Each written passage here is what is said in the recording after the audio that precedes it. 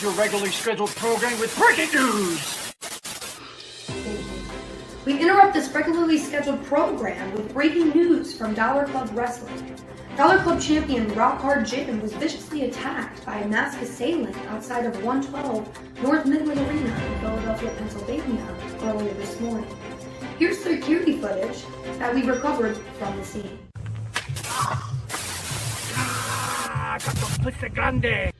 After the assault, we were able to get a few words from the not-so-enthused champion via satellite. What do you call a man that attacks you from behind? I guess the word would be a coward. Well then what is the word for a man who attacks you from behind and has a mix? I think the word is little bitch. You just made the biggest mistake of your life, little bitch. Because I am the champion. I am Dollar Club Wrestling, and I make the rules. So on October 27th, at Mischief Night, with the title on the line, you will be there. And you will recognize me. If you have any information on this masked assailant, please contact your local authorities or email dollarclubwrestling@gmail.com. This is Courtney Bensley from Channel 10 News, signing off.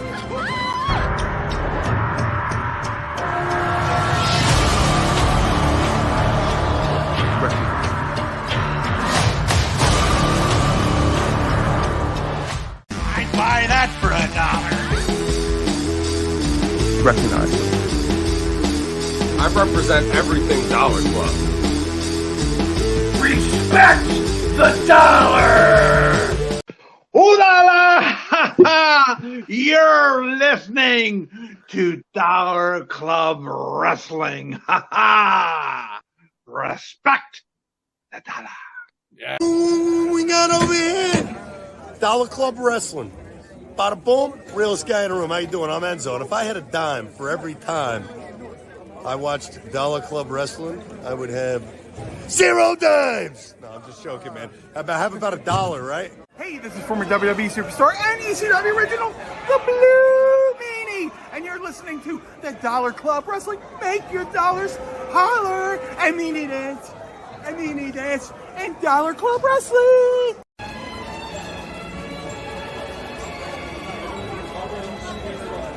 That's it.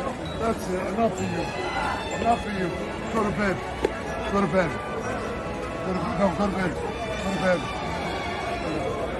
Your raps are about fake as chain. I don't give a and you know you can hear it. Where the you get that chain from? Halloween Spirit? I don't give a This is Dollar Club Wrestling. I'd buy that for $1. Recognize me. I represent everything Dollar Club. Respect the dollar!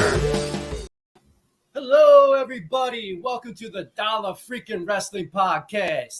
I'm the sexiest host in sports entertainment and podcast entertainment history. I am Panetta Sexy Time. With me, as always, is my usual host over there, Rock Hard Jim Prendy. If you don't know who he is, you better Recognize me.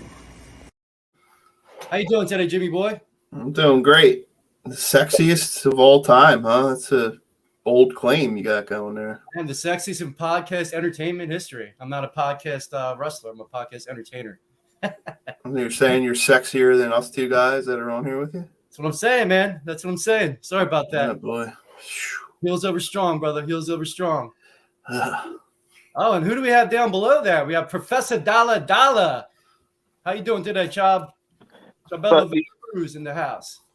For all the dollarites out there that don't know the professor, I am the most magnanimous, I am the most scholarly, but most importantly, I am the glorious Professor Chabelo Vera Cruz from the PW Hustle. And thank you, Sexy Time, for allowing me to be on the Dollar Club Wrestling Podcast. Thank you. And Jimmy, I think, I wanted to say, I think I saw the Masked Man at Times Square at the Port Authority bus terminal, because I looked at that and the guy that attacked you looked like he took the Greyhound bus. I'm just saying. And I didn't know he was the one that attacked you. That's all I'm just saying. He asked me for a couple of dollars And I said, get away from me, you bum. So, I thought it was just another bum. So, I think I saw the guy that attacked you from behind, but he was taking a Greyhound bus. So, I'm sorry. I did not help you out the cause. That's all right, man. Nobody can locate him. Professor, did you ask him to acknowledge? No, I didn't ask him to acknowledge because he was asking me for some money. So I'm like, I'm trying to hold on to my dollars. Acknowledge these. The new Dollar Club Acknowledge These wrestling shirt came in today. Oh, you got one. Nice. Nice. Yeah, so everybody out there, acknowledge these. And if you find that mass to sale and help Jim Prendy out, he's got to get his revenge. Cool. Then, so Professor, are you from New York? Yes, I was born in Queens, New York. Now I live in Bombay, New Jersey. All right. And so before you get into wrestling, what's your baseball team right now? You watching the playoffs? Oh, yeah. I'm a Yankee for life. I'm always watching the Yankee games. Once you're Yankee for life. Yes. I thought Queens was the Mets. No, just because I'm from Queens doesn't mean I have to like the Mets. I love the Yankees. Derek Jeter is God. So what do you think? You're happy for Aaron Judge with 62 homers? Or is Barry Bonds the real home run king? It's kind of funny because I seen this debate on various Facebook groups, sports groups and stuff like that. And I just keep saying the same thing. Aaron Judge has the AL home run record. You can't deny that. I've never said that, you could put an asterisk on Barry Bonds. You could put an asterisk on Sammy Sosa or Mark McGwire, but that's still National League stuff. But Barry Bonds is the home run king. I'm not going to take that away from him. But no one can take away Aaron Judge is the AL home run champ. That's it. Case closed. And we're both representing the National League and the American League home run leaders right now too. Me and Jimmy with the Schwarber over here. He's Jim. How pissed off are you about Schwarber right now? He hasn't got one hit in the playoffs yet. Yeah, that's ridiculous. I don't even know why he's still leading off in the playoffs. I'd probably put Harper leading off right now. I don't know about that, but you need runs driven in. But I definitely would change up 1 and 2. Yeah, absolutely. And then being the New Yorker down there, do you think the Phillies have a legitimate shot, or we a laughing stock to you in baseball? Hey, they beat the Braves in game 1, so I take any team seriously. So they did what they had to do. They got the split in Atlanta. Now that it's your jobs to sweep it in Philly. Cool. And Jim, my back to the home run thing. I'm a Barry Bonds guy. Who do you think's your home run king of your lifetime? It's Barry Bonds. You don't mind the steroid stuff? There's no asterisks? You can put an asterisk there, but don't you think everybody was doing it at that time? So I don't know about Griffey. Well, I didn't literally mean everybody, but you definitely needed it. And Bonds was amazing before the steroids too. Pitchers and batters alike were probably partaking in that. So Roger Clemens, cool. All right. Well, to be fair, guys, for baseball records, there's an asterisk on everything. You can talk about segregation. You can talk about steroids. There's no real. For home runs, the home run king of all time is Josh Gibson. That's from the Negro Leagues. He's had more home runs than Barry Bonds and Hank Aaron. So let's just keep it real here. But his record is not acknowledged, just like acknowledge these. It's not acknowledged in Major League Baseball. So it's the same thing. Yeah, and definitely Babe Ruth didn't face any minorities too. So it's definitely you're right. There are asterisks. They didn't play as many games back then either, as they do now. Mm-hmm. And then we'll stick with the sports before we're still wrestling. Did you guys see the WrestleMania Philadelphia logo? Yeah, it's sweet. Isn't that awesome? I love the color. Yeah, Eagles green at the Lincoln Financial Field. I can't wait. I got to get that shirt. We're going to be there. You going to try to get there, Professor, in Philly? Or is that too far for you? Well, I'll see, how the budget goes. I still edify, educate the masses, on a national scale right now. So hopefully I'll be edifying and educating in the Philly area. So we'll see. Who knows? Maybe by that point, they'll be asking all of us to go as press passes, Well, I'll do it. I'll take it. That's right. We're not too far away. Cool. Then did you guys watch Extreme Rules? Oh, yeah. Yeah. What'd you guys think? I'll let Jim go first.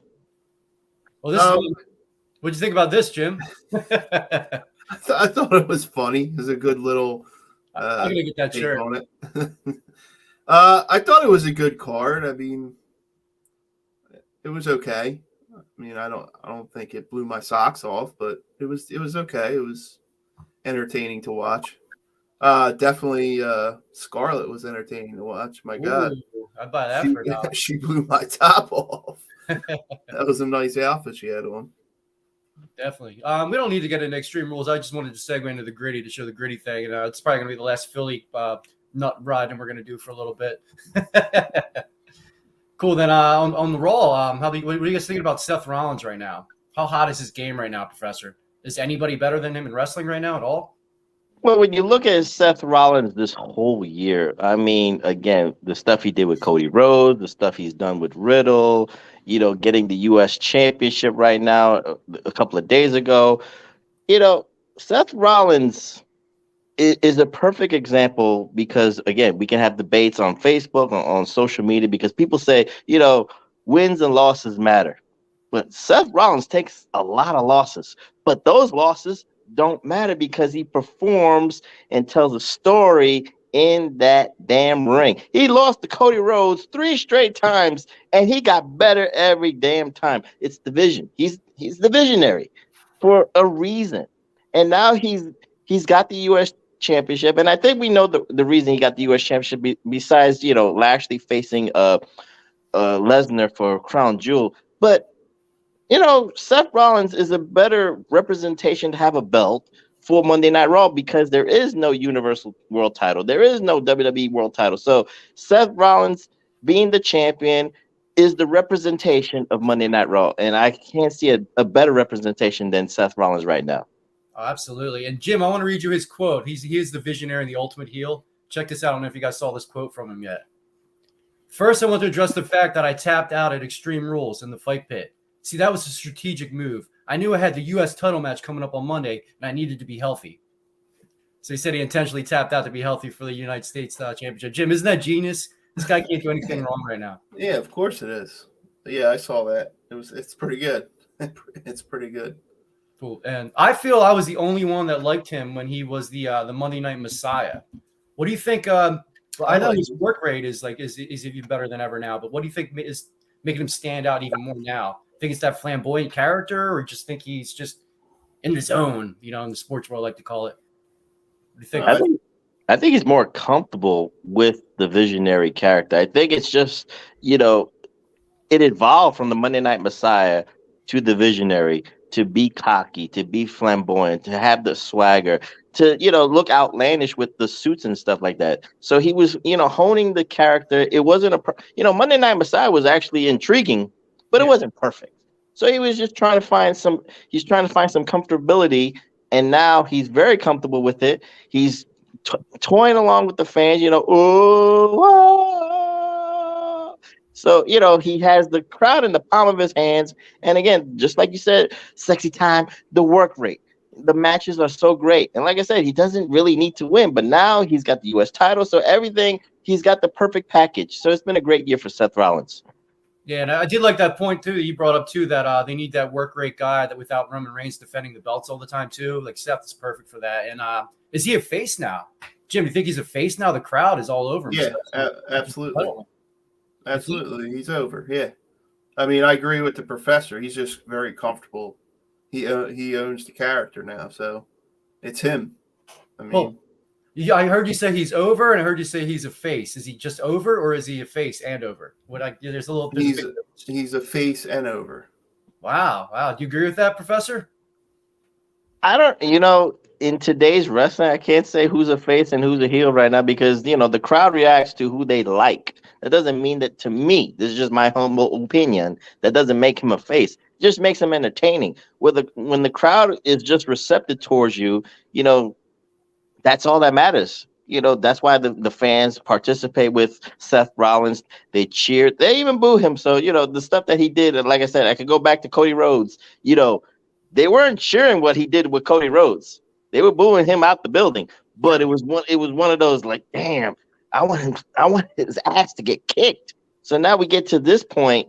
Right now, again, it's a funny character, it's an entertaining character, it's an enjoyable character. But again, for fans in 2020 Deuce, there's really no heel and face. You just go with the flow. The fans flop pretty quick right now too. Jim, do you think the fans are fickle? They're actually cheering. They were doing the fist pump with Bobby Lashley like 2 minutes before that match started. Before he won the belt. And then as soon as he gets the title, they flopped and went right with Seth. Are the fans fickle, as Brian Danielson would say? I mean, guess you could say that, or you could say it's good psychology. I don't know. Which one is it? I think they're fickle. I don't know if they were fickle for Seth Rollins. I think they were fickle for Lesnar when he attacked Lashley. So we have to be a little bit fair here. So, and then Seth Rollins picked up the pieces like a vulture. So there's a difference on that. And how can he not pop, not expecting Brock Lesnar to be there, one of the greats of all time, whether he's a heel or a face, any character he does too. You got to pop if you're there live. Even if it was like an ultimate heel, you're going to pop. Even if The Miz came back after 6 months, you'd probably pop when you heard that. Awesome, Cool. Then what do you guys think about Brock coming back? Do you like it? Do you like when he's going to attack Lashley? I guess they're going to fight a crown jewel. Jim, you want to see that match? Are you sick of them fighting? I do want to see that match. Not sure if I wanted to see it at Crown Jewel, but I do want to see it. And I liked him coming back, not for Roman Reigns, for something different. Do you like it if Brock wins? I'm fine with that. What if it's a squash? Still cool? If it's what? What if it's a squash? Brock destroys him, and I don't think that's going to happen. But I don't know. I doubt they're going to have it's probably going to be a couple match thing, don't you think? You don't think it's going to be a one-off? All depends on how many matches Brock wants to do, how much, if he wants to go back to Canada or not, Depends what he signed on for. I think it'll be a good, even match. I mean, I'm not sure how it will end. I don't have a feeling on that yet, but I think it'll be a good match, back and forth. You agree down there, Professor? But I'll say this. Funny enough, if it wasn't going to be Lesnar, it was going to be Goldberg. So, Lashley was going to face somebody like that. So, and am I looking forward to it? Hell yeah, I'm looking forward to it. I think I'm more intrigued because now with the Triple H regime, now we probably will see the match of Lashley and Lesnar the way I think the fans wanted to see it. With a Vince McMahon controlled regime and the way they booked it in Royal Rumble, I was hyped. The promos got me hyped for the match at Royal Rumble. I was happy that Lesnar and Lashley got a big main event slot at Royal Rumble. But let's be honest, guys, it didn't deliver technically. No. So hopefully, and I'm saying this, and whether it's Crown Jewel, I don't care where they fight. If the Saudi Prince wants a great match, give the Saudi Prince what he wants. Plus, I want some oil too, but neither here nor there. But let's see the match that I think the fans really want to see. Because again, Brock Lesnar against Roman Reigns, SummerSlam, I don't want to backtrack here, but that was a better match under the Triple H watch, in my humble opinion. Now we're going to see a Triple H regime booking this match. I think, we'll get our suplex cities. We'll get our, full Nelsons. We'll get our belly-to-bellies. Yes. But maybe we'll get a better flow with this match. Maybe we'll get better timing with this match. So I'm just more intrigued with Triple H, controlling the regime here and controlling the booking here. I'm loving the Triple H era so far too, as well. Did you guys notice though when Bobby took that German suplex, he landed on his shoulder pretty awkwardly too. Looked a little sloppy. Looked like he could have got hurt. It's gonna be a rough slobber knockers, Jim Ross would like to say. Cool. Two big men. So, Jim, what's your favorite thing in wrestling right now? Who's your guy? Well, you know who it is. It's the honorary Oos. That's right. Look at this meme right here. When he takes a moment just to make you feel special. In front did you hear the crowd when he got the mic on Monday night? Oh, my God, yeah. He's my favorite part of any show is watching Roman Reigns try to hold his laughs in and watching Jey Uso and Solo hold in their laughs. It's the best part of everything right now. They have to cover their face. It's like they're like, yeah, you can't rest the pan off on Friday. Yes, Roman was really cracking up. Yeah, and last week too, when he was talking about the number 2 thing too. Even though almost lost it. Professor, can Sami Zayn do any wrong right now? Do you like the direction of this storyline, and where do you think it's going? I'm very happy for Sami Zayn. He's having a lot of fun with this bloodline storyline, and we can see where it can go in the next couple of months. People talk about maybe him and Kevin Owens reuniting and then taking, the tag team titles away from the Usos. I look forward to that. And a lot of people are going with the fantasy booking of all fantasy bookings, that if it's not maybe Cody Rhodes that could upset Roman Reigns for the title, if it's not The Rock, if it's not Randy Orton, if it's not Lashley or Lesnar, whatever, people will accept Sami Zayn doing the unthinkable and the impossible. And I'm all for that. I'm all for miracles. You can have a miracle, anytime. And Sami Zayn being the undisputed universal champion, I would not look at it and say that is some dumb booking. I'm saying, God damn, that's a story. We were told a great story we were actually backtracking and say, wow, from where he started to where he is, if that would happen. I don't see it happening, but if that happened, that would be something where we all look back and say, damn, we would take it for a great ride. I'm happy with Sami Zayn. I'm entertained with MJF on All Elite Wrestling side, with his promos and stuff like that. So on the wrestling side, I'm an FTR mark. So anytime FTR is on the card and having a tag team title match, I'm all for that too. So, and of course, I acknowledge the Tribal Chief. So the GOAT, he is the GOAT. Jim, before we get your opinion on Sami Zayn and the bloodline right now too, I want to touch a little on AEW right there.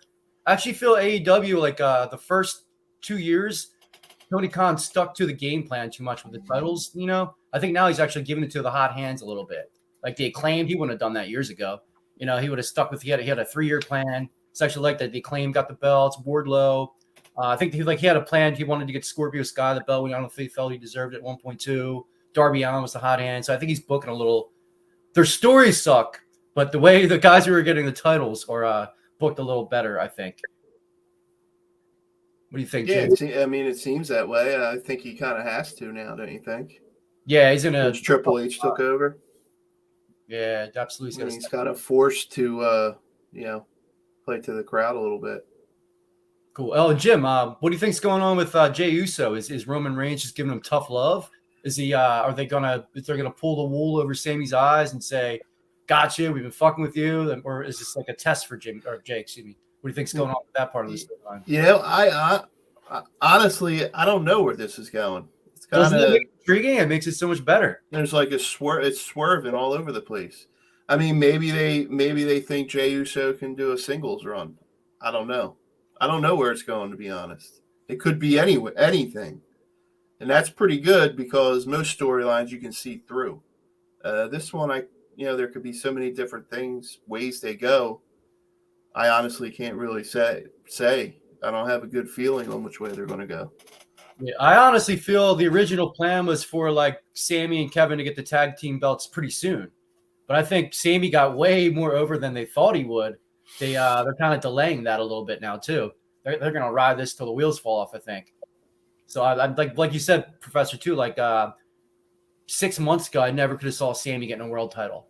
I don't see him pinning. I agree with you. I don't see him pinning Roman Reigns, but I can see him being a world champion again one day now, how over he is.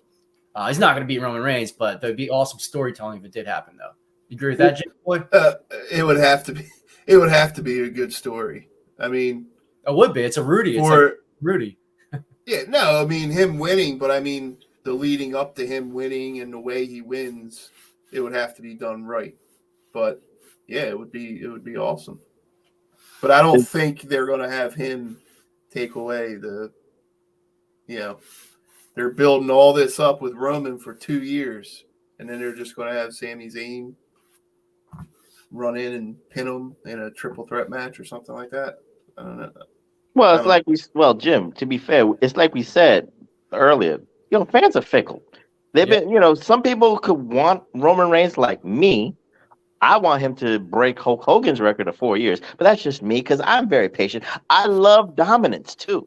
Now, before the same thing, I was like, yeah, let's see. Let's try to beat Pedro's record of 3 years. Let's try to beat Hulk Hogan's record of 4 years. Hell, I'm a greedy bastard. Let's beat Bob Backlund's record of 6 years. We can do this. But again, the fans are fickle. They are already trying to book who's the next guy in line, who deserves that mantle to take the torch away from Roman Reigns. That's the way fans are. They just, they can't enjoy the moment. Now with Sami Zayn, again, there's variables to this bloodline story. Just like Sexy Time said, just like you said, Jim, Jey Uso is a wild card because remember, before all this, he was called main event Jey Uso for a reason. So they did give him that storyline with Jey Uso against Roman Reigns for the title, and it was a very enjoyable match. I think was it a Hell in a Cell match, if I'm not mistaken, but I'm just trying to backtrack it on my memory here. It was pretty good, but that was during the Thunderdome era, so we don't know if the fans can gravitate towards Jey Uso in a singles push, but with the bloodline, you can do either way. You could do a swerve where it's Roman Reigns testing Jey Uso's loyalty, or the bloodline is setting up Sami Zayn for the ultimate swerve to beat him down, and Jey Uso is just laughing at him. You can do both ways to set up for a potential War Games. Again, we got to think about that variable too. I can't wait for War Games. It's definitely going to be interesting. I have an idea how Roman could give up one of the belts without actually losing one too. Let me know if this is stupid or potentially a good idea. Roman Reigns can't be on TV for a couple weeks because Sami hold the belts for him. But Sami's holding both the belts at the shows. And Sami's getting so cocky because Roman's been putting so much emphasis on him too. You see how he's stepping up and being all tough guy now. So he actually mans up and puts a belt on the line and defends one for Roman Reigns. And he loses it. And to a Cody Rhodes or somebody when they come back and then they make it lasted. Triple H says, it's too bad you shouldn't have put him in charge, Roman. You lost that belt. That would be interesting. That would be good. That would be good, Kev. Actually, that's a good idea. Yeah, put me on the writing crew. That's how I get Cody my belt. Realistically, Kevin, that would be power of attorney, which the wise man Paul Heyman would allow that. So it can happen realistically, but I don't know if that's entertaining. Don't get me wrong. Sami being a substitute champion, that actually makes more sense than maybe Sami winning it. But then we'll see where it goes with that. But I don't know. I think people want to see. I don't know. I think people just want to see Roman defend the belt twice and then lose one and then kind of bounce it off. I think they would, but I don't think the right guy's there unless a Braun Breaker got way over or something too. Cody's got the best shot in my opinion. Do you think they can do that now? Because since he's been the undisputed, there hasn't been any mention of separating the belts or defending one and not the other one. Jim, they can do whatever they want, but I'm just saying, Cody could even win the Rumble and he can say, I just want to challenge for the belt that my dad wanted, the lineage my dad wanted too. That would make no sense. Why would you say I don't want to be the undisputed champion? I just want to be the universal champion. He wouldn't say it that way. He's like, I'm going for the WWE championship. That's the one my dad wanted. I'm going to take that belt. He's not going to specifically say the one, but when he says it, he's going to word it as one belt. He's not going to say undisputed championship. He might be a poor choice of wording. Or they could say you're only allowed to challenge for one belt. And they can make Austin Theory only go for one too. I mean, he's not going to win one, but he can cash in on one too. There's a lot of things they could do. We've seen crazier, dumber things happen, Yeah, it will not make logical sense, but they'll try to find a way to split it. Austin Theory cashing in on one belt could make sense. The Sami Zayn substitute championship can make sense too. Again, they put themselves in the corner, but it's also they have a guy who's part-time. Yep. Usos can actually do, the undisputed tag team championships. They'll be on both shows. They don't mind doing it. They will do it. Yeah. If they were part-timers just like Roman, then we really would have a quandary and a problem. But they don't have a problem with the tag team titles, but they got to rest the Usos and make it make sense. Roman, we all know, is a part-time guy. He will pick and choose even what SmackDowns he needs to be on, pick which pay-per-views he needs to be on. So he's already set up that deal. So that's what makes it a problem. If he was more into I'll do Raw, I'll do SmackDown, but I ain't doing house shows, I think everybody would accept that better. You let him rest. You don't need to be on the house shows, but let him be on TV every week. But again, he made this deal, so now that's the problem, and Triple H has to find a way to solve it. Maybe he will even drop one to Sami out of respect. He wouldn't be able to do this part-time schedule if Sami wasn't so entertaining right now. They wouldn't be able to get away with this too. This is the best storyline in wrestling by far. And so maybe he'll just thank you. I would have had to drop one early, wouldn't be able to do the storyline. So I owe you one. Take one of these belts, and you can get a fruit roll up on me. Take one of the belts or something. And Sammy's hella entertaining on the house shows too. You see him doing like Superman punches on the house show circuit. Nice. I didn't see that. That's awesome. I've seen those. Nice. Cool. Then, Jimmy, have anything less to talk about the bloodline, or got any last words on that? Are you good? No, I think we covered it. Maybe something to that. Maybe Roman just saying, or they say on Raw, you need to defend your title or you lose it, something like that, and he just gives it to Sammy. I could see something like that. I don't know where they're going to go with it, though. Cool. Yeah, I wouldn't be as gratifying, but I think they're going to do something cheesy. Yeah. We were talking about War Games earlier. You guys think the Wyatt family or the Wyatt Six are going to be in War Games, or you jump about War Games or the Wyatt family in general, or the Wyatt Six? Jim, you can go first on this one too, because I kind of cut you off on the last one. Do I think they're going to be in War Games? Yeah, and who would they be against? Would they be against the Bloodline? Is there enough time to build that? I don't know. Honestly, I'm not sure if it would. They could do it, but would it work this soon? Don't you think they need to build a little bit? I think build some story, build some character. It definitely won't be against the Bloodline. Something brand new that isn't really built up at all. I think you need something bigger for the Bloodline. If it's going to be a War Games thing against the whole Bloodline, I don't think that's it. What do you think, Professor? Well, when War Games was announced, we kind of figured, I think a lot of fans figured, for the men, the Bloodline was going to be on one side. For the women, Damage Control, Bailey, Io Sky, and what's her name? Damn, I get you. Well, you know who I'm talking about. Alexa? No, not Alexa, but the other one, the other frizzle hair woman. But anyway, neither here nor there. But Damage Control was going to be on the women's side. Bloodline was going to be on the other side. So depending if it's going to be 4-on-4 or 5-on-5, Bloodline's got 5. So, it makes it easier. So who would they have to face on the other side? So you could still maybe try to influx Drew McIntyre there. You can maybe influx if you want to do the swerve with Sami Zayn. If you're going to do a 4-on-4, it makes more sense with a 4-on-4 that Sami gets kicked out before War Games and he, gets some help. You could have Drew McIntyre, you could have Kevin Owens, and then you can add another person. If you're going to do the Wyatt Six, you have weeks to build it, but then we need to know who's going to be the, coming to life Firefly House members. So that's kind of make it tricky. But, Bray Wyatt, he's got receipts. He's got a checklist of receipts. So Roman Reigns does have a receipt on his ass from courtesy of Bray Wyatt. So it can work because if the one thing that makes it make sense, Jim, is that Triple H will acknowledge the history more. Vince McMahon doesn't acknowledge history. So, Triple H will say to Michael Cole, talk about this. Talk about SummerSlam 2020, where Roman Reigns came back and messed up the Fiend's heavyweight title run, messed up Braun Strowman. So again, if Braun Strowman you could add Braun Strowman to the mix of War Games too. So it just has to make sense. But it was meant for the Bloodline to be in that match. The opponents make it tricky. Yeah, I think that makes sense. So like Braun Strowman, maybe Riddle, Drew McIntyre, like a piece together thing like that. I think he was saying Braun Strowman with Bray Wyatt because they had the Wyatt family history. No, I see that, but you think they would just throw that together like that? Well, the one thing you got to remember is that I don't think this year it has anything to do with Raw versus SmackDown. So it's going to be, all inclusive Raw and SmackDown members. They can intersect with each other within the match. So they will make it make sense if a Raw and SmackDown guy has to team up to go against the Bloodline. So they'll make it make sense.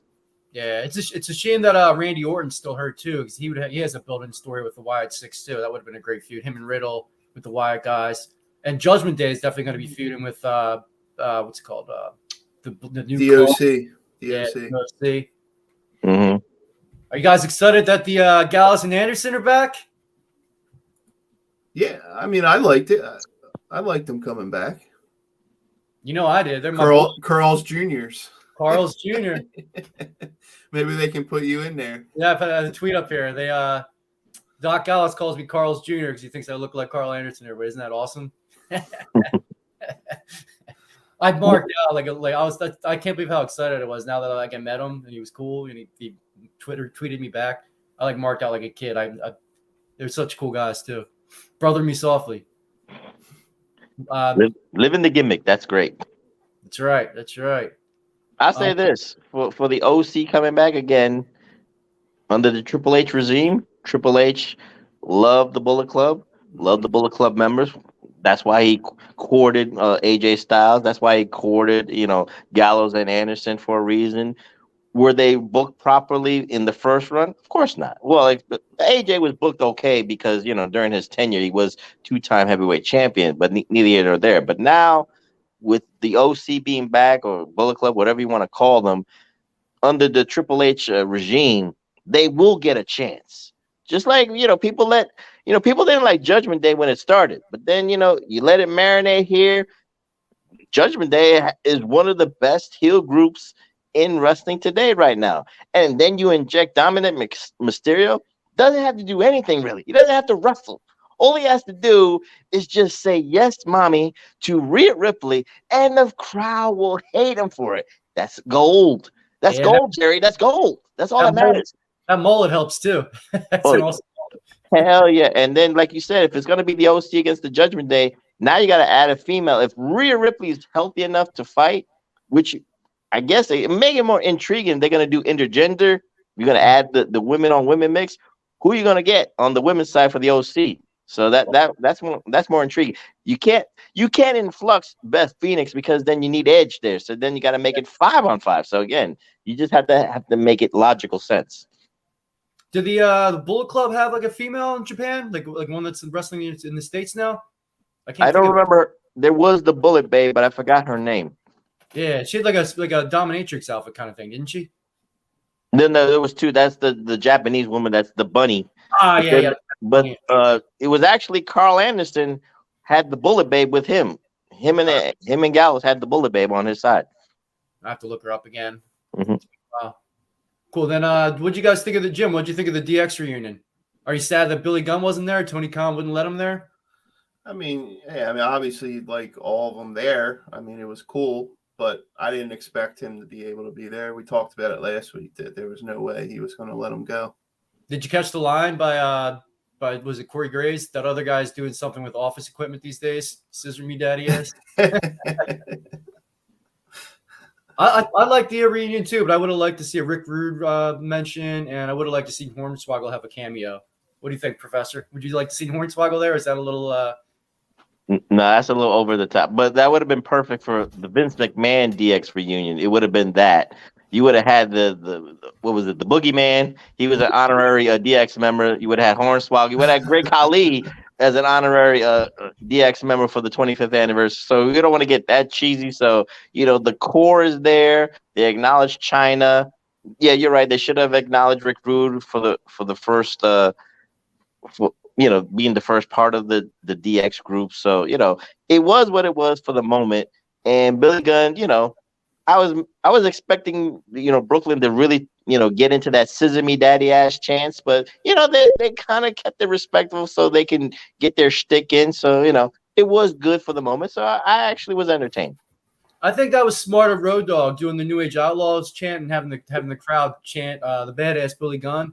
I think that got the scissor me daddy ass out of their system because they got to cheer for Billy Gunn anyway. I think that was a smart move, strategic move by Road Dogg, which was probably Triple H's idea. Make sure we do that. Yeah, they know how to control the crowd when they want to. So, you're right. So they acknowledge Billy Gunn. If they, again, the Vince McMahon regime was that you ain't going to talk about that. Try to make it funny, but don't talk about him. Maybe not talk about China, maybe not talk about Rick Rude or all that stuff. He would have just filtered it down to, again, Vince McMahon just does not know history, or he forgets history, or his amnesia, his dementia just kicks in. It's like, I don't remember what happened back in 1997. I made money, but that's neither here nor there. But I'm just glad that the DX reunion went off without a hitch. I didn't want it to be disrespected, if you will, with the Brooklyn crowd, because Brooklyn would disrespect with some chants. I thought the opening vignette was good. I like that. That was funny. Oh, the Cox? Yeah. Choking the chicken. You say penis? Well, they said that they were making a little. They were taking a.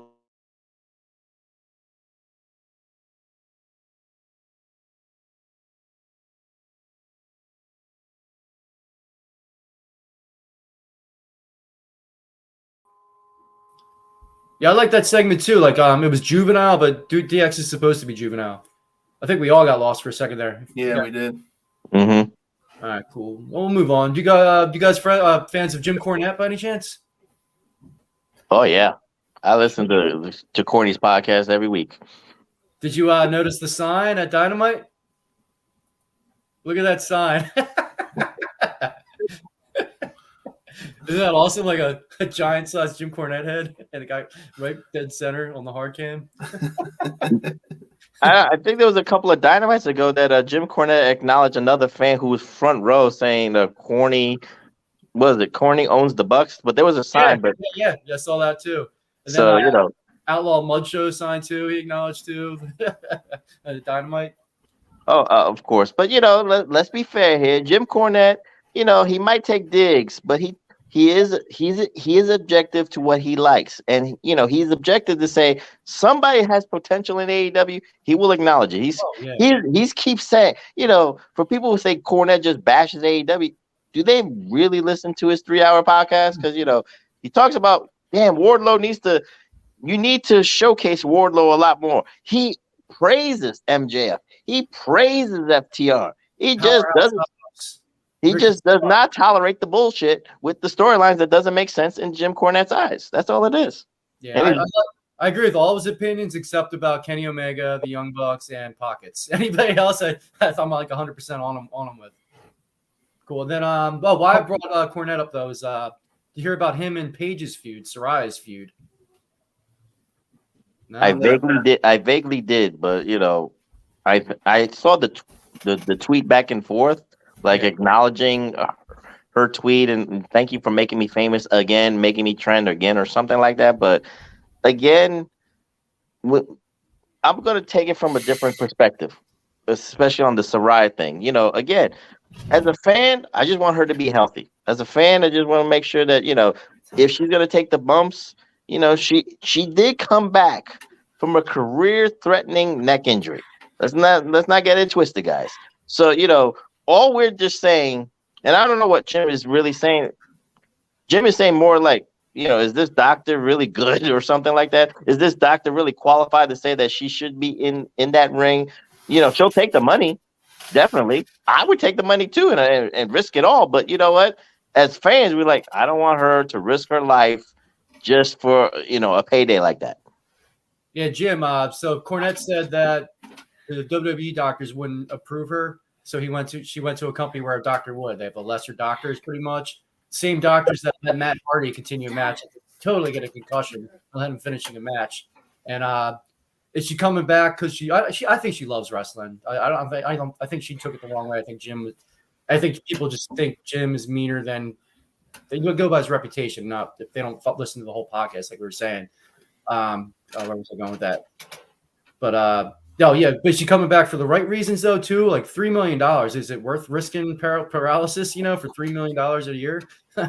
Jim, would you risk it for $3 million? That's a lot of money, man. Yeah, I mean, I got kids and stuff though too. So, but is it guaranteed? I assume it is. If she gets hurt, it's going to be guaranteed.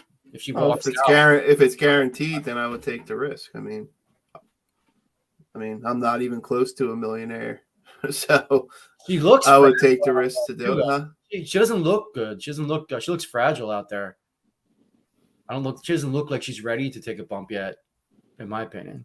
I think she just got to get her timing again. She's got to get comfortable in the ring. I think, behind the scenes, she'll be probably training with the girls. She could train with Serena Deeb to get like her timing back and just that flow back. Again, she'll probably have a little bit of hesitation, thinking about her neck and stuff like that. It's natural. to think like that. So I won't be surprised. But again, if it's $3 million, yeah, you'll take that risk. You'll take that calculated. That's what we'll call it, a calculated risk. She better have insurance.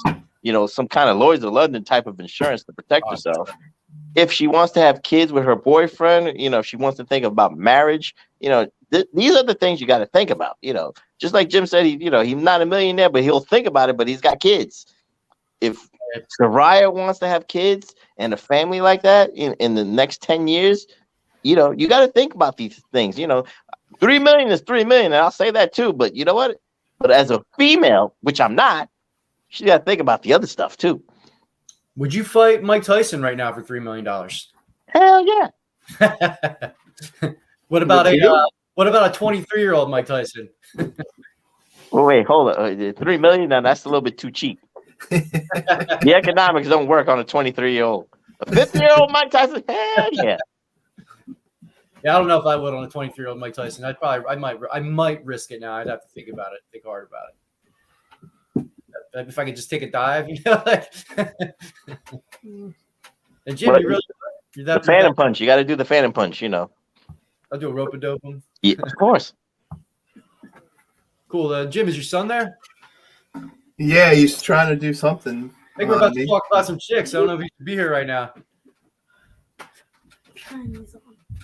He can't hear anyway. I have headphones on. All right, cool. But first, I'll show you guys my Halloween costume last year. Hey, my name is Randy. Oh, yeah! What's some excitement? Step into a Slim Jim. Oh, yeah! The cream always rises to the crowd. When I fire up this elbow, when I sharpen it up. Oh, yeah! The cream always rises to the crowd, baby. Oh, yeah! Wasn't real cocaine. I really had Slim Jims down my freaking Speedos and was giving it out to people at the bar and they were eating it. That's disgusting. I had the cream in my pants too. Okay. Is that a great costume? Yeah. Oh yeah, I love that costume. That's good. Cool. All right, so now we're about to move on to the dollar show. Everybody, we're going to talk about our weekly dollar winners from October 6th to the 12th. This is the show where we rate and analyze every girl. I pick a winner from each show. It's not always based on hotness. 50% looks, 25% swagger, and 25% performance. And check out our winners. Here we go. I'd buy that for $1.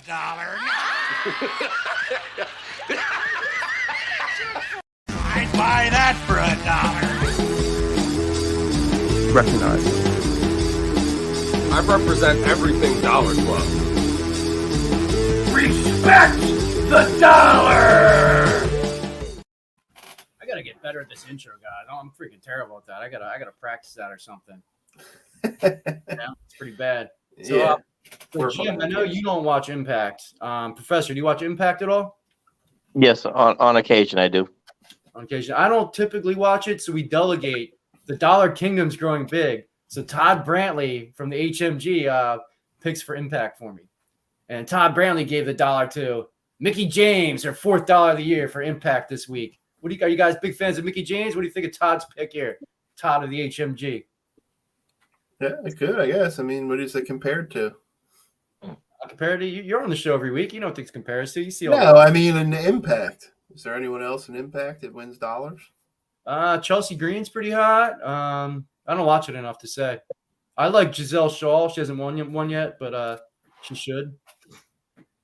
Cool. Then on SmackDown, nothing beats this girl. I think she won like 5 in a row. Jim, who do you think it is? Scarlett. Yes, sir. Professor, does anything beat that in life? She was, she's on hiatus right now, so I'm a Charlotte mark. So I always give it to Charlotte. All right, cool. You're like RBV then. Oh, Jimmy, I updated the stats on the bottom down there too. During Gay History Month, we did pick guys. So there are some guys up there. You can only have 1,000 limit on the scroll bar. That's why you didn't see the guys on there before. Cody won one. Riddle won one. RBV. Big Ray Hernandez is on there with $1. And it's not always just during Gay History Month. It's the best looking person. How about Johnny Swinger? Is he on it? Nah, he didn't win one. Nah, he potentially could. Todd could pick him too, or Jeff.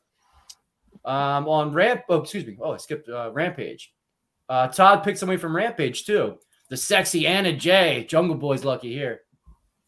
You Anna Jay fan? That's her $6 of the year. What do you think of Anna Jay, Jim? Looks good. She's dollar worthy. Definitely dollar worthy. I disagree on that one. No, No. Anna Jay's not your type. No dollars. No, not for the dollar pick. I wouldn't pick. I would actually pick Layla Gray, one of the baddies.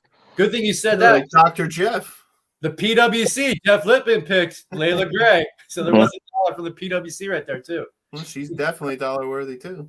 Oh, my God. Yeah, she's hot. That's her. That's on the bottom. I forget how many she has. I think she's up to 8 now on the year. Jeff. Oh, and our dollar queen of last year of 2021, Mandy Rose, and she's winning this year, too. I send my condolences to her brother passed away. And she was also friends with Sarah Lee, who just passed away, too. So the Dollar Club sends her condolences to you, Maddie. Not that you'll ever see Sarah Lee was on Tough Enough for the same year Mandy was on. Yeah. Yeah, that's right. Okay. Yeah. Didn't they fight with each other in the show, if I remember? They might have, but they told Mandy to play up the bitch card. So I think it was planned. Remember when Mandy got kicked off the show? I watched that season too. And then the Miz voted her back on because he thought she was hot. Yeah. So it wasn't for the You gotta love that scripted reality shows. Yeah. Yeah, they're all of them now. Sonya Deville came out on that show too. You think that was scripted, or you think that was she just did it? I think it was scripted. Scripted. Yeah. And Battle of the Belts. Todd Brantley of the HMG. I didn't watch this show either. I think I went out Friday night. Jade Cargill with her $8 of the year. The leader of the baddies. Damn, she's hot. I don't even know if I can handle her. Nah, she'd throw you around. Definitely. I would like. You be willing to get thrown around. There's a difference. Yeah. Her and Rhea Ripley, man, they can do what they want to me. They can beat the shit out of me, whip me, whatever they want. Well, then Bound for Glory, Todd Brantley picked too. I didn't watch this pay-per-view. So Mickey James gets $2 in a week. Dollar number 5 for Mickey James on the year. Congratulations, Mickey. You're picking Extreme Rules dollar? I picked Extreme Rules. It's not even close. All right, who? It's Scarlett. If you picked anyone else, I'm gonna have to smack you. I picked Liv Morgan. Oh my god. Dude, she looks so fucking hot. Not hotter than Scarlett. Yes, she did. She looked much hotter. Who do you think looked hotter? Oh my god. Professor? Out of those two, can I say a push? Isn't it a push? Nah, it's one. We all win. Give $1. Well, Jim, you're lucky though. Jeff Lippman did give his $1 to Scarlett, so she did get $1 too for Extreme Rules. Speaking of, I guess you can finish this. That Liv Morgan thing was weird. I don't get it. Yeah, I don't get that either. She was laughing at the end. Isn't there enough Harley Quinn type characters in wrestling? Every female has to be a Harley Quinn type character. Well, there's a little bit of a Easter egg on that one because again, on her Twitter, she's kind of went not demonic, but she's been very kind of distant. So there is rumors that she might be the Sister Abigail joining into the Wyatt Six. So there's a reason why she was smiling and all this stuff. So whether that's true or not, I don't know. I think that'd be cheesy. Then did you guys catch who Scarlett cosplayed as though at Extreme Rules? Did you notice it, Jim? Who she played? Cosplayed as? She dressed up as a legendary diva. Her outfit. Oh, Sable? Yes, sir. See that? Do you think that was intentional or just it's a similar outfit? Yeah, I think it's intentional. Really? You think? Yeah, these girls do all the cosplay stuff all the time. Which one would you pick there? It's fucking Scarlett, dude. Yeah, me too. But Sable was hot back in the day. That's Brock Lesnar's chick. Yeah, Sable is. Yeah, he stole her from Mark Miro. Cool. I think they were done by then, weren't they? Nah. Bro, I think Mark Miro found out about it in a meeting. And he's like, I'm not gonna be able to stand up to Brock Lesnar, so he let it slide. He's like a big freaking boy. I heard Mark Miro talk about it before on something to wrestle or something, like a Bruce Pritchard podcast or something. Cool. And then Monday Night Raw. I think that's no debate who got this one. Yeah. How hot did Maurice look on Monday Night Raw, guys? Her 6th fight of the year. She always looks hot. Yep. Very, very hot. But I was actually surprised. I'm thinking it's Monday Night Raw. I'm thinking Rhea Ripley. Oh, I love Rhea Ripley too. She won last week's too. Yeah, but Maurice just looked too stunning. That I hate that Miz and Dexter Lumis feud. Maurice made it bearable being able to look at her during that. Yeah, that's kind of I don't even know where that's going, but it's getting old now. Well, they're fighting next week finally. And, yeah, I know that, but speaking of it's a long build up to a not so interesting match. Well, there's rumors that Dexter Lumis is one of the Wyatt 6 too. He was going to be which one, like the Buzzard or something? One of them too. I don't feel like that now, especially after they kind of made his character kind of a joke. Also the problem is Dexter Lumis has been kind of like primarily on Raw, and Bray Wyatt is now primarily a SmackDown guy. So we'll see where it goes. If they're going to just influx maybe a couple of NXT guys, or just keep whoever's on the SmackDown route. That's why I said Liv makes sense because she's on SmackDown. Braun Strowman hasn't made any distinction between Raw and SmackDown because he's done both. So if he just stays on SmackDown, then he's Huskus. Lumis would be the wild card. I've heard Grayson Waller.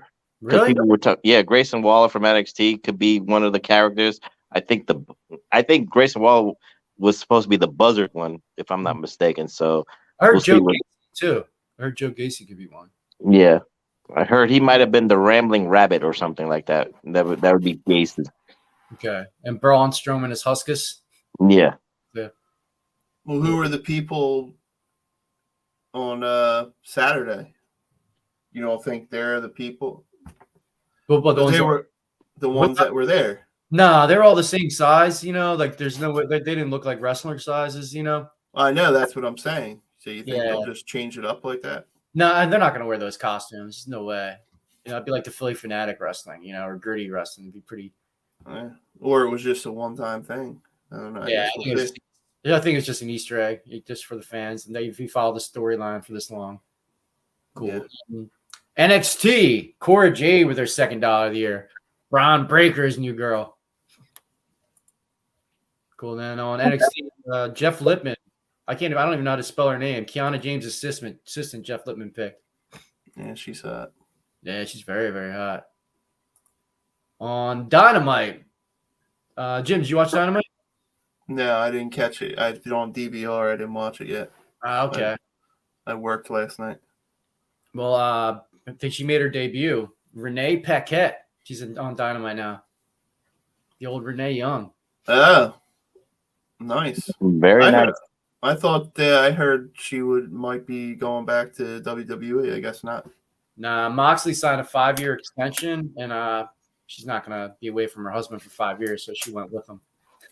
I think that's also part of the deal for the 5 years. I think Renee got a nice contract because, you had to pull in Moxley some way. So Renee being part of the deal is works for Moxley too. Yeah, the nepotism dollar.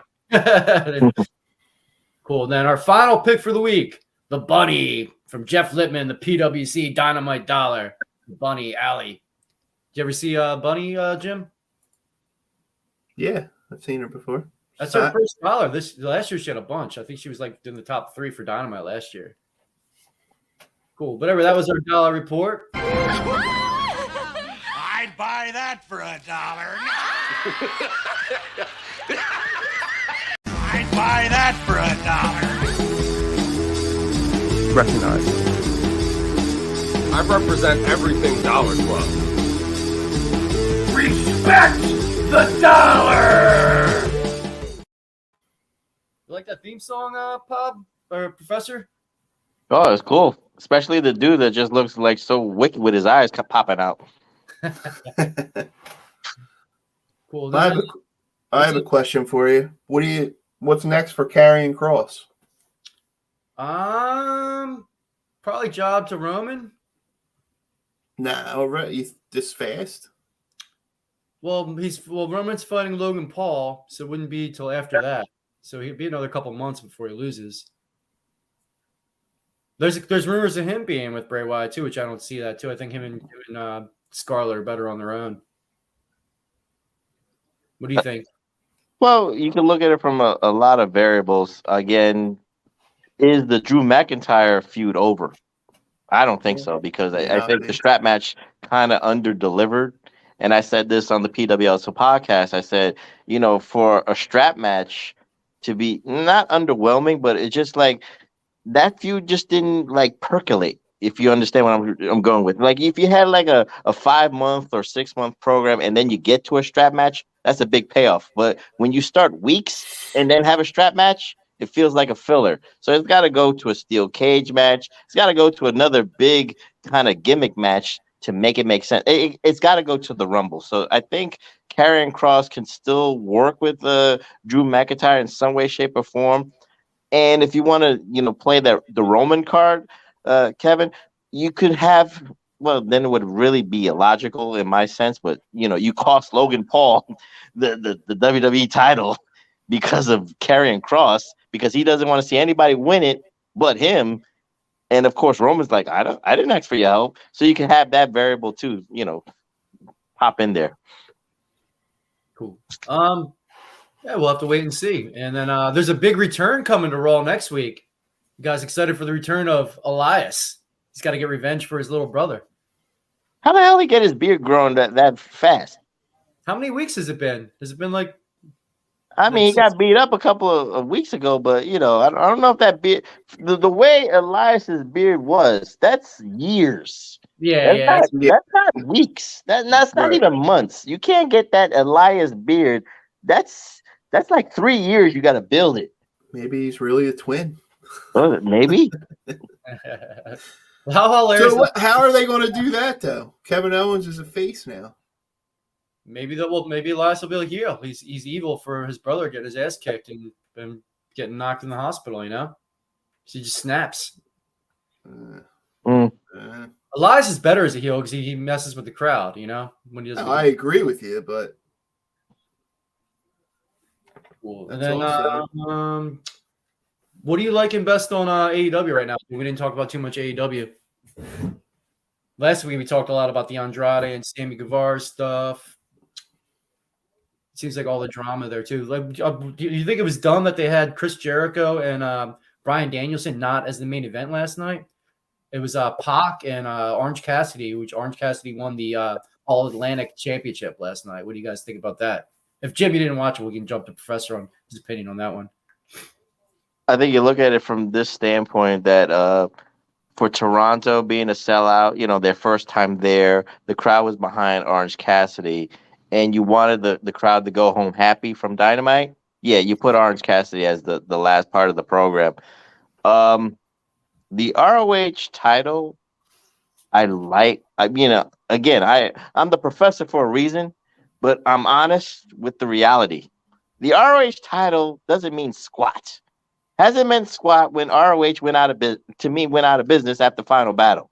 You can do all the stuff you can try. You could put the belt on Claudio. You could put the belt on the Rings of Jericho with Chris Jericho. I actually like the booking of that, but the belt don't mean squat. It's just a prop. So I understand that he's trying to, get revenge on every former ROH champion, whether it's Bryan Danielson, Samoa Joe, whatever the case may be. But I don't care about the belt. And then what compounds that is that the All-Atlantic title that Pac had, let's go with the history of that. He wins the tournament, and then he defends the title outside. All the independents in England and all that stuff. So what do you want it to be? You want it to be more of a title where, somebody goes around the independents and makes that title seem big, but it shouldn't be on TV? Or do you want it to be exclusively on Dynamite, exclusively on Rampage for TV time to have that meaning and that prestige? So Tony Khan's in a box.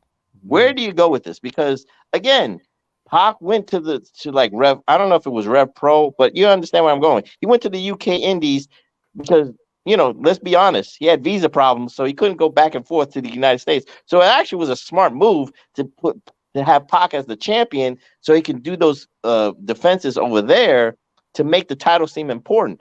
There was a problem. Nobody in America saw it, and then he was defending it on Dark, so the title didn't mean much. That's why I said okay. And just like you said, Kevin, like you put that last in comparison to the ROH belt, both belts don't mean shit. So it was just funny to me. So now Orange Cassidy has the belt. So what is he going to do? Is he going to take the same formula and try to like take that belt and go to, let's say, House of Glory, go to PWG, defend the title like that? So, or CCW, whatever the case may be. Or does he defend it more on Dynamite? Does he defend it more on Rampage? So again, Tony Khan's in a box of the way he wants to present this title. Yeah. Well, first thing I'll start with, I don't like how they have a trend of losing 200,000 people for their main events. Maybe that might be an arrogant thing with Tony Khan. He has so much money to play with, it doesn't matter if they lose fans by the end of the show. But I think it's bad. It diminishes the Ring of Honor, which doesn't mean anything anyway. But it could, if you wanted to. You want to get that show, make that the main event, especially with Bryan Danielson and Jericho. That's a main event you stick around and watch. You don't lose those 200,000 fans. It doesn't look as bad. You don't give ammunition to Jim Cornette and other guys that talk crap on the Don Tony. Like they don't give them that fire. There's a lot of people that are hating on their product, especially with all the drama going on right now. I think they need all like the positivity they can get. Also, with all the drama that's been going on too, like they just hot potato the trios title. They had to. Do you really need another title change right now? Moxley just got the title because of CM Punk stuff. They got to make these belts feel important again.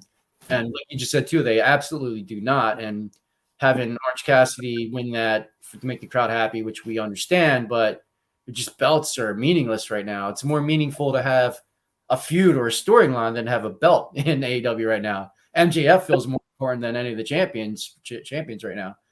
Do you guys agree with that, Jim? Still shaking your head there. Yeah, I definitely agree with you there.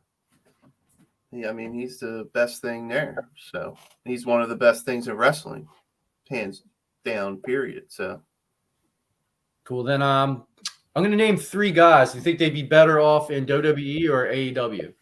Wardlow, Ricky Starks, and Powerhouse Hobbs. Both you guys, what do you think?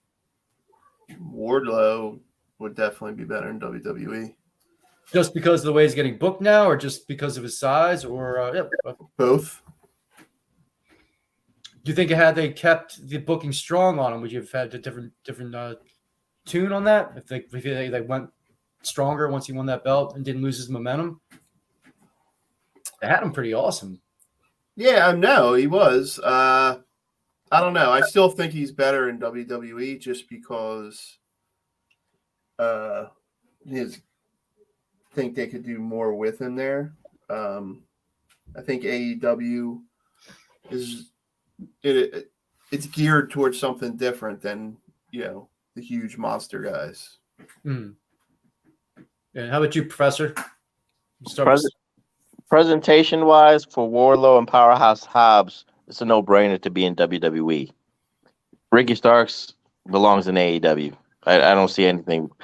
I see him again. If we talk about booking, I understand all 3 of the guys could be booked maybe a little bit better in WWE under the Triple H regime than what Tony Khan is.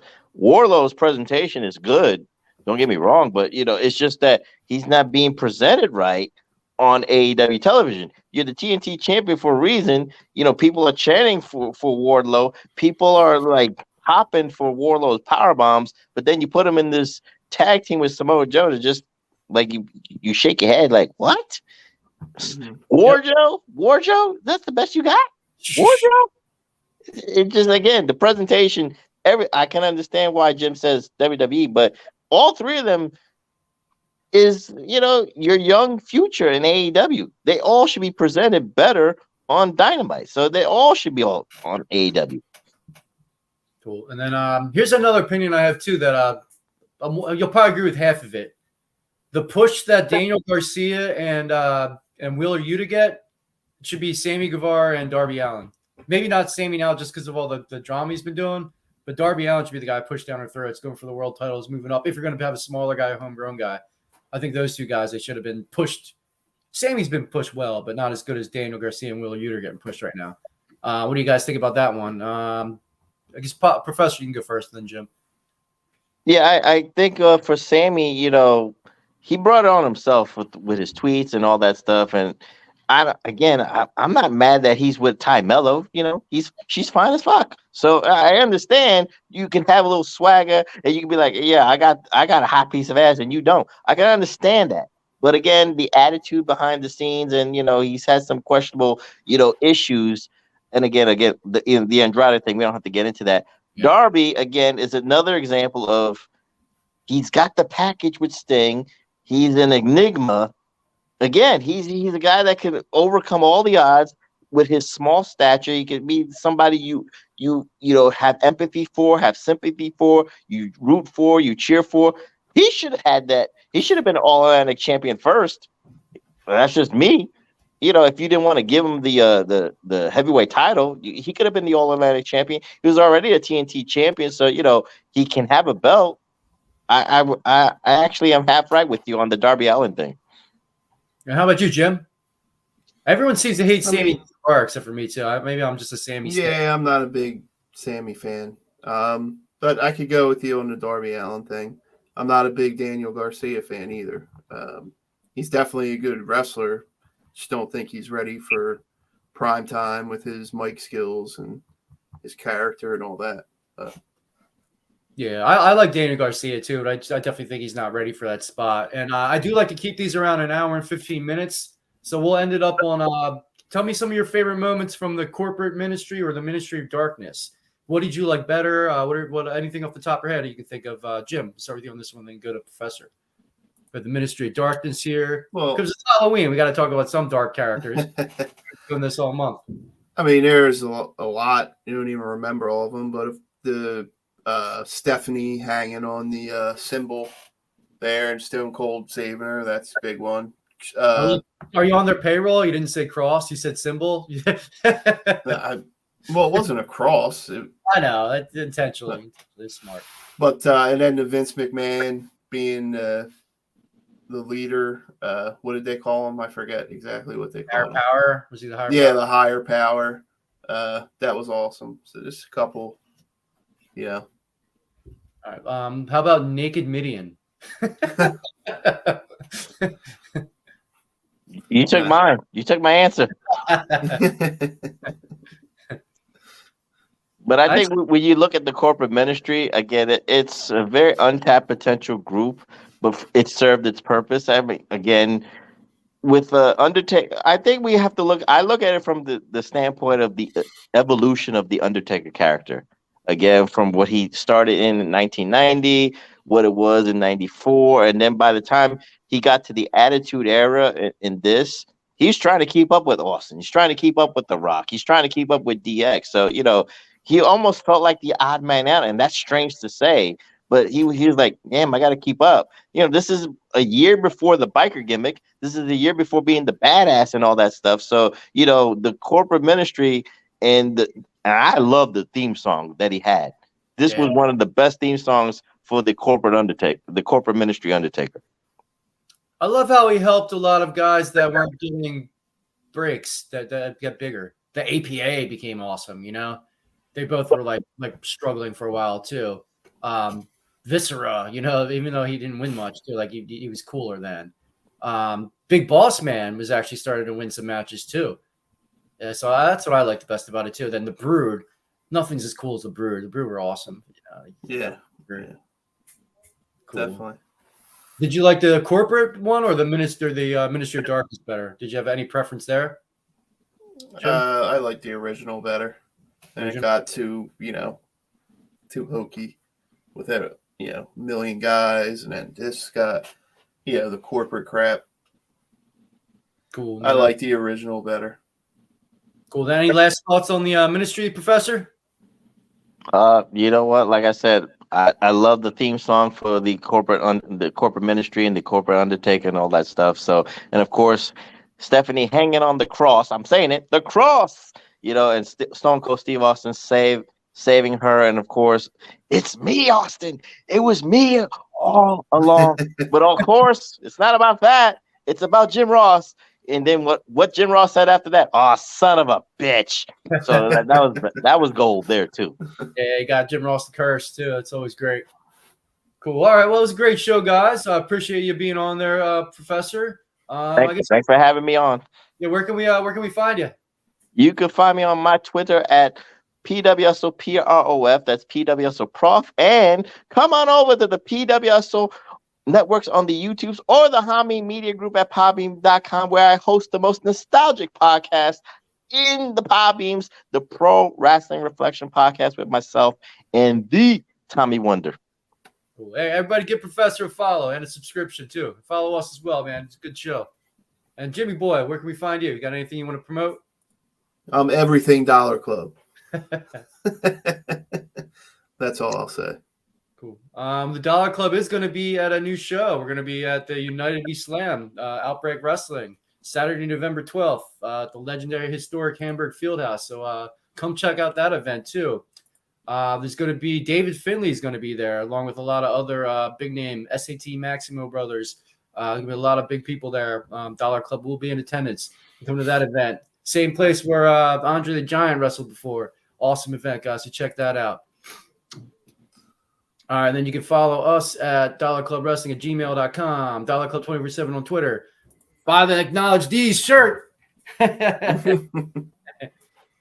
Cool. And then, all right, thank you guys. It was a great show. Nice talking to you, and enjoy the day. And always respect the dollar. I'd buy that for $1. Recognize. I represent everything Dollar Club. Respect the dollar!